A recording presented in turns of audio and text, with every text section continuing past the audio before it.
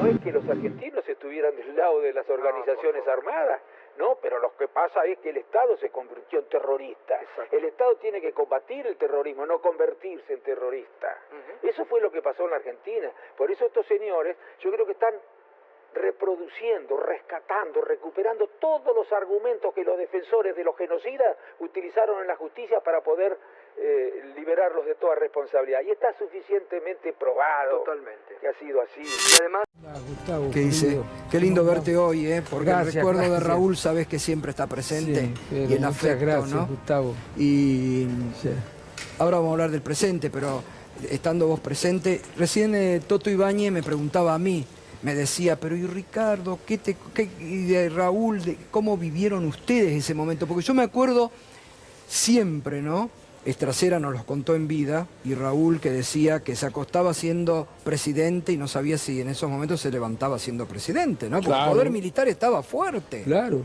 Y bueno, los que nos habían secuestrado, torturado, asesinado, los que se habían apropiado de los bebés, los que, bueno, nos habían sometido a los prisioneros a las aberraciones mayores, más perversas, estaban en los cuarteles todavía.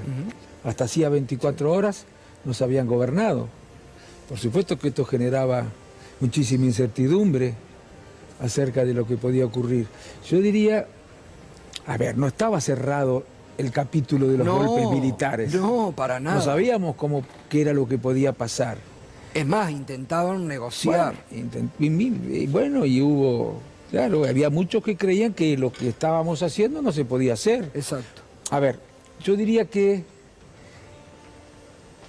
y literalmente debería entenderse lo que digo, se pudo juzgar a los militares gracias al pueblo argentino, gracias a la mayoría de los ciudadanos argentinos. ¿Por qué razón? Porque en 1983 había dos propuestas.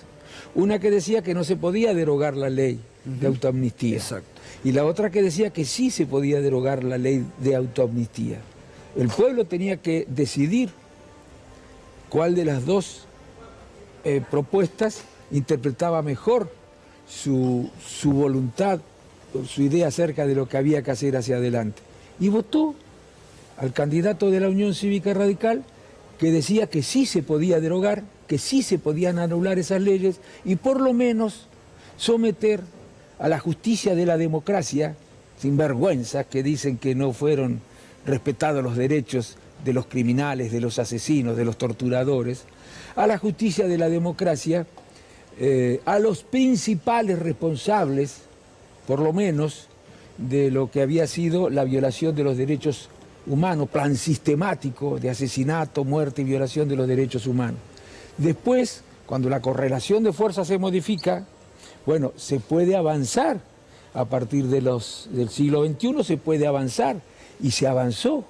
Y seguimos conociendo. Todavía nos falta conocer muchísimo porque hay un pacto de silencio entre los que tuvieron la responsabilidad de los asesinatos. No quieren hablar. No quieren hablar. Bueno, y somos un ejemplo en el mundo. Somos un ejemplo. Un ejemplo O sea que yo serio. siempre recuerdo una anécdota que nos la contó Estracera, ¿no? En vida, que a pocos días de iniciarse el juicio a la Junta, estaban los rumores de que el juicio no se iba a hacer, de que había presiones, que pide una entrevista con Raúl en la Casa de Gobierno, Sí. lo va a ver, y Raúl le dice, de ninguna manera, usted empiece y el juicio se hace.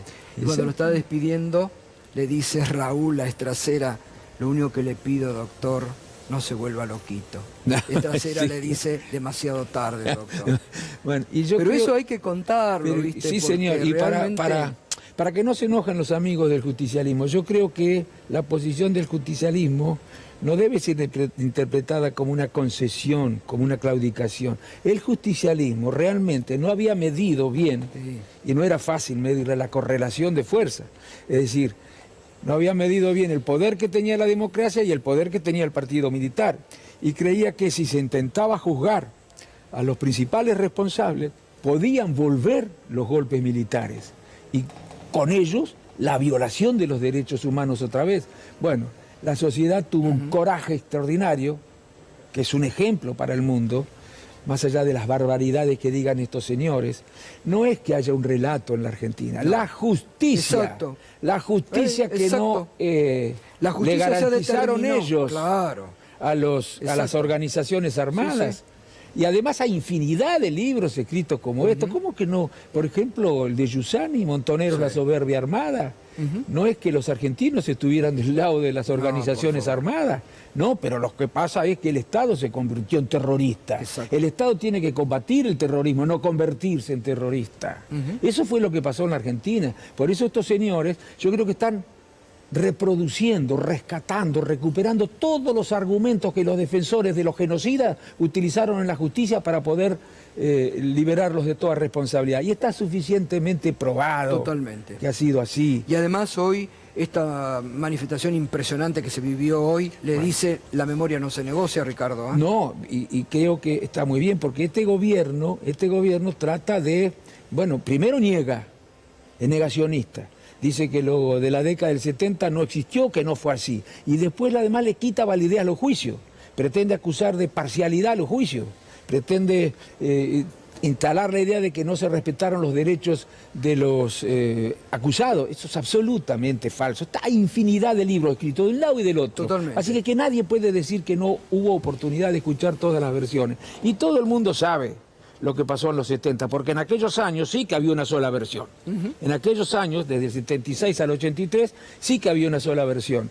Y todo el mundo sabe qué fue lo que ocurrió. Dicen que en las escuelas no se explica. ¿Cómo que no se explica en las escuelas? Pero Ricardo, por favor. Y me gusta este presente de decisión tuya, Sí. porque estás con presente y con futuro, pero plantándote, porque Sí. hay un gobierno que, uno parecía 41 años de democracia, que no teníamos que volver, pero hay que volver a instalar que esto es democracia o autoritarismo. Bueno, yo creo, mira, te digo la verdad, en el 2023 yo decía junto con otros que no solo que el recetario del gobierno de Milei, que no es nuevo, es viejo como la injusticia, tan viejo como la injusticia, no iba a resolver los problemas de los argentinos. Pero además decíamos algo que es muy preocupante. Decíamos que la Libertad Avanza o la candidatura de la Libertad Avanza entrañaba un serio riesgo para la democracia y para la República. Y la realidad nos está dando la razón.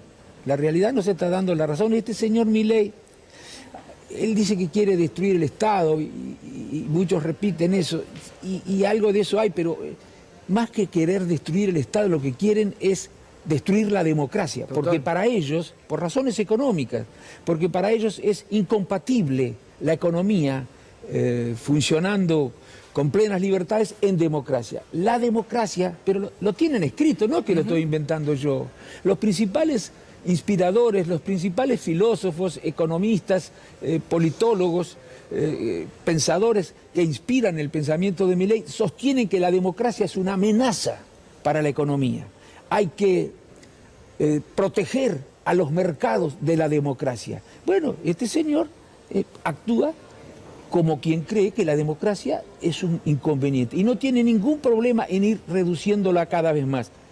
Y si le llega a ir bien en el 2025, acuérdense lo que les digo, va a querer proponer una reforma de la Constitución con un doble propósito. Por un lado, para eliminar todas aquellas instituciones que se incorporaron en el 94 propias del constitucionalismo social. Y por otra, para modificar el régimen político, para concentrar más poder, para quitarle poder al Parlamento, para quitarle poder a las provincias y para ganar poder sobre la justicia. ¿Para qué?